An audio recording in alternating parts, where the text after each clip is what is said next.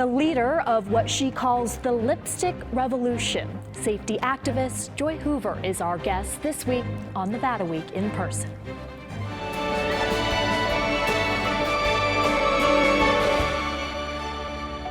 Support for Nevada Week in Person is provided by Senator William H. Hernnstedt. Welcome to Nevada Week in Person. I'm Amber Renee Dixon. Her career started in hair and makeup and evolved into helping victims of sex trafficking and domestic abuse. Currently combining both areas of expertise, Joy Hoover, inventor, founder, and CEO of Esōes Cosmetics. Thank you for joining Nevada Week in Person. Such a pleasure. Thanks for having me. So tell me, what is the lipstick revolution and what makes you the right leader for it? Yes, absolutely. So we're combining beauty, science, and technology to create a cosmetics company, which is patented, by the way, that could save your life. And so what does that mean? It really encompasses multiple facets of safety. So our lipstick actually has a tech-enabled panic button that connects to a customizable safety app.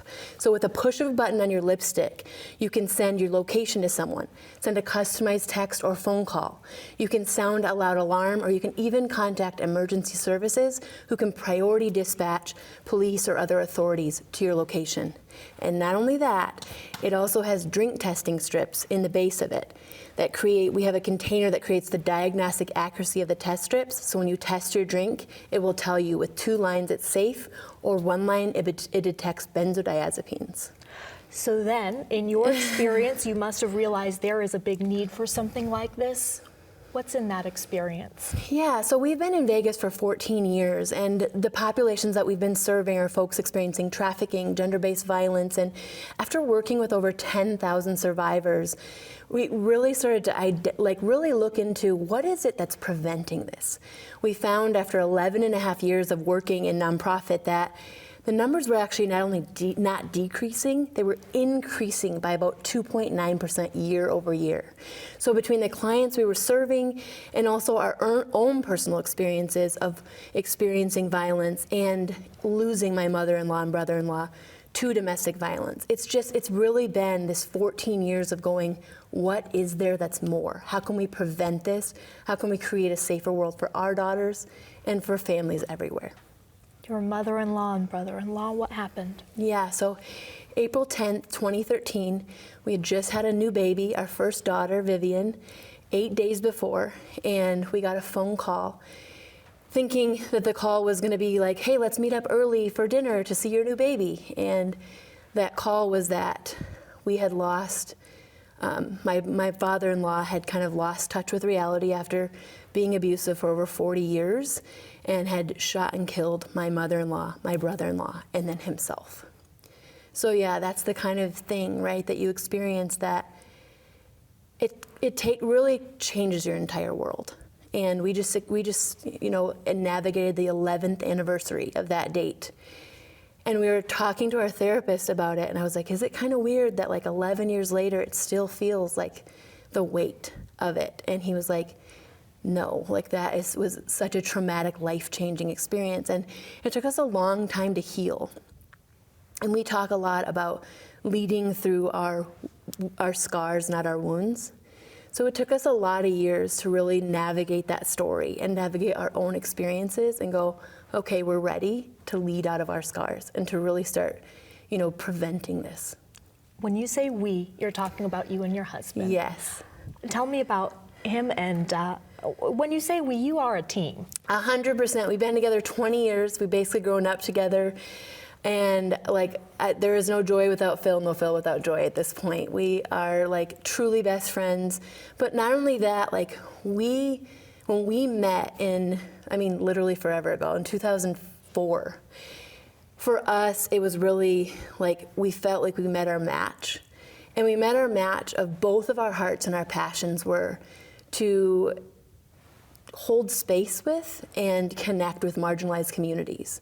We felt passionate about people that were kicked out of the churches we were part of or the spaces we were part of that all had a story, and we were like, there's something about you that's valuable, and we want to sit and listen. We want to connect with you. And so really the trajectory of our life changed by the thousands and thousands of people we sat with we provided resources for, and we supported over the years.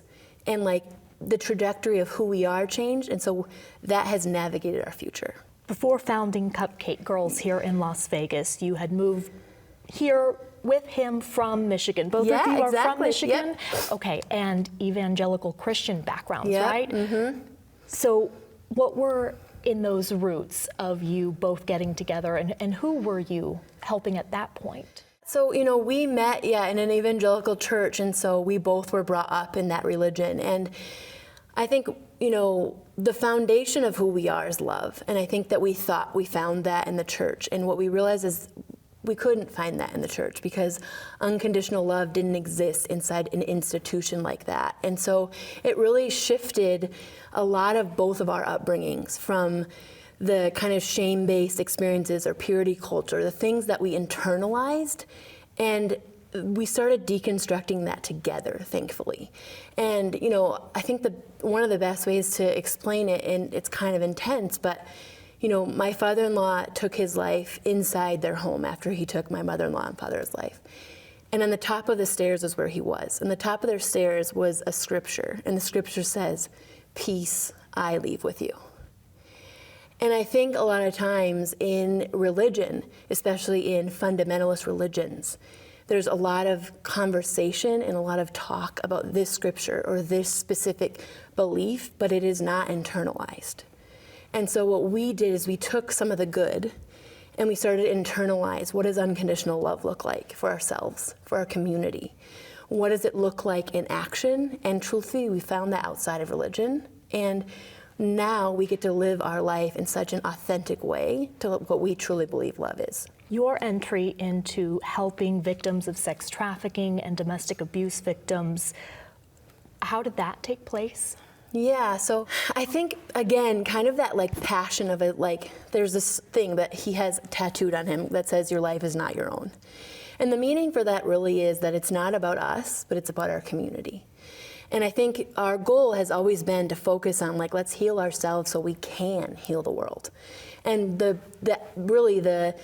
what comes of that is to be able to look outside of ourselves and look at people groups that maybe are undercared for, underserved, and truly like cannot access the same things that we can. And how'd you become aware of this group of people? We were visiting Vegas and started researching, because you can't really come to Vegas without seeing like the billboards, the card flickers, like all that stuff. Well, some tourists might be like, oh yeah, whatever.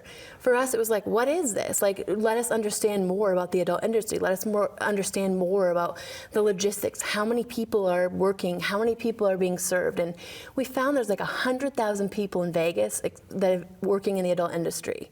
We found that's a multi-billion-dollar industry, bigger than sports teams combined. And we found that as far as access to resources for those folks, there was very little, especially with no condition, no expectation of leaving or becoming a specific religion. And so we found when we started literally I brought my makeup kit and my hair supplies into strip clubs, into brothels, at adult conventions, and just sat and listened to folks as I was spraying their hair or doing lipstick. And I started hearing their stories. I started hearing about custody battles. I started hearing about abuse at home. I started covering up bruises on bodies because they had to work that day. I started hearing about someone becoming pregnant from their pimp and not wanting to have another child, but also not wanting to lose that baby. And so like these were things that in my box of religion, that was black and white. And I realized most stuff is not black and white because people are not black and white. And so as I sat with those people and heard their stories completely without judgment, and my response was, how can I help? What do you need? And the things started rolling in. I need an attorney. I need a doctor. I need a therapist. I need a lawyer. And so I literally started calling people all over town, like 20 dentists. Hey, I have a girl with an abscess in her tooth. Can you help? 20 dentists later, I found someone and I drove her to the dentist, right? And it just started with that. And it ended with serving over 10,000 individuals, that when we can meet their immediate needs, then they would say, well, I also have this other thing, or this is happening at home, but it doesn't make sense to me. You know, they say survivors are the last to know they're survivors. They think the abuse that they've experienced is normal. They've been gaslit to believe that they deserve it and it's their fault. And so when you start building relationships with people and it's not, you need to leave him, it's, well, let me talk about that with you. What is a healthy relationship? What is the definition of sex trafficking? What, explain a little more. You can go deeper with people and build that relationship so they can make the choice to walk away if and when they're ready. But let's go back to you talking about how lucrative of an industry it is. So there are people within this industry who cannot afford, though, to go to the dentist, for example. So there are people making money, there are people not making money, there are sex trafficking victims, there are sex workers who do it willingly. By choice, absolutely. How do you rationalize all of that? Well, I think what we realized early on is we don't have to rationalize it. Because for us, it isn't like we're not making the distinction for them. We're allowing them to uncover their experiences and their needs. Sometimes for 63% of our clients, it was, oh my God, I'm being trafficked and I had no idea. And for the other percentage, it was. What did they think they were doing? Working off. I mean, these are crazy stories. Like, oftentimes they have an attorney, they have a business that they're all working under and building cash, and then their managers are investing it. And this is not like what people think it is. This is domestic sex trafficking. These are business people. These are some of literally the most strong and tenacious people you will ever meet, because they can go home and experience this like gaslighting and the levels of emotional and mental abuse, which is mostly what it is.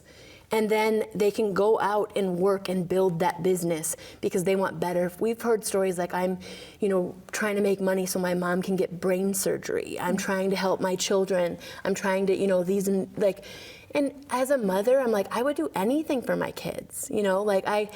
I don't have to put myself in their shoes to realize that we're all human beings.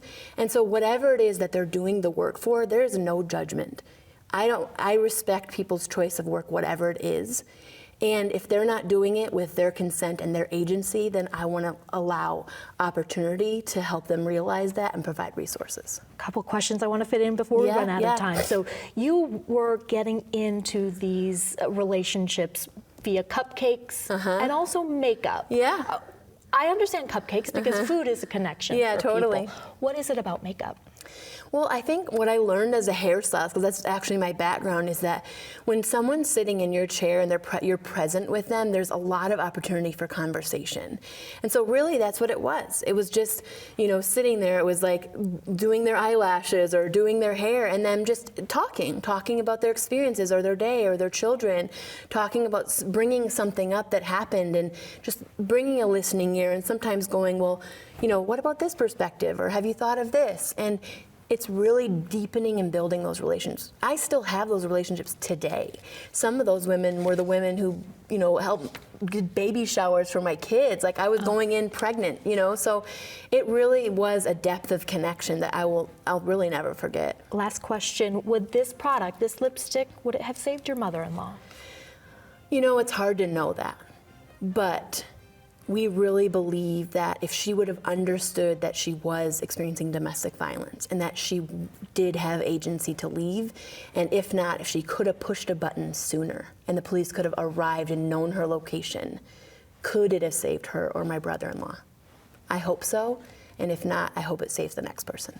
Joy Hoover, thank you so much for joining Nevada Week in Person. Thank you for having me.